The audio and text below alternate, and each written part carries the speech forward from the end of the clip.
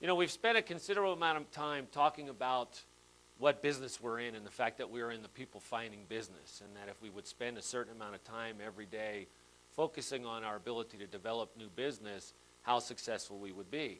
Well, that's not altogether true, because what you're soon going to discover is that that is one half of a very important equation.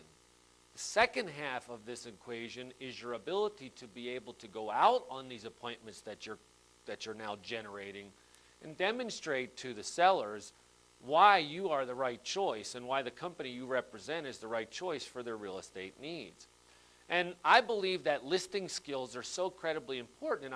And people ask me, well, Bill, what's the big deal? I mean, why can't I just go out and, just... Well, if you're only going to go out on listing appointments with your family, your mother, your brother, your sister, you're right. You don't need any listing presentation skills. But in real estate today, what you must understand is it's a war out there.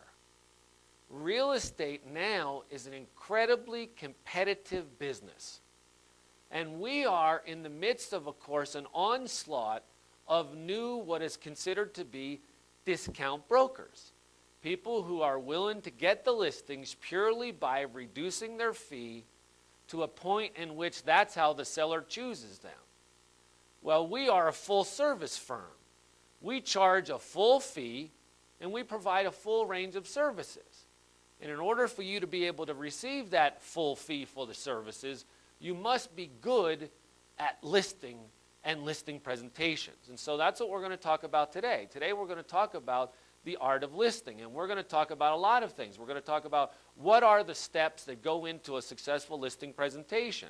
We're going to talk about how can I present myself and my company to the seller in such a way to get them to choose me over somebody else. We're going to talk about what happens when they say I have a friend or a relative in the real estate business. We're going to talk about what to do when they say, gee, will you take less commission, commonly known as a commissionadectomy. So what I'd like to start out first, if I could today, I want to talk about what are the 5 steps of a successful listing presentation. I look at this sort of as me being on one side of a river and having a good listing that I can sell being on the other side of the river, and there are 5 rocks that I can step on in order to get from where I am to the other side. And it's the same way I look at my listing presentation, is that there are 5 steps that I need to go through, and just like crossing the river, if I make a misstep and I don't step on one of them, I'm going in the river. Well, the same thing holds true with you.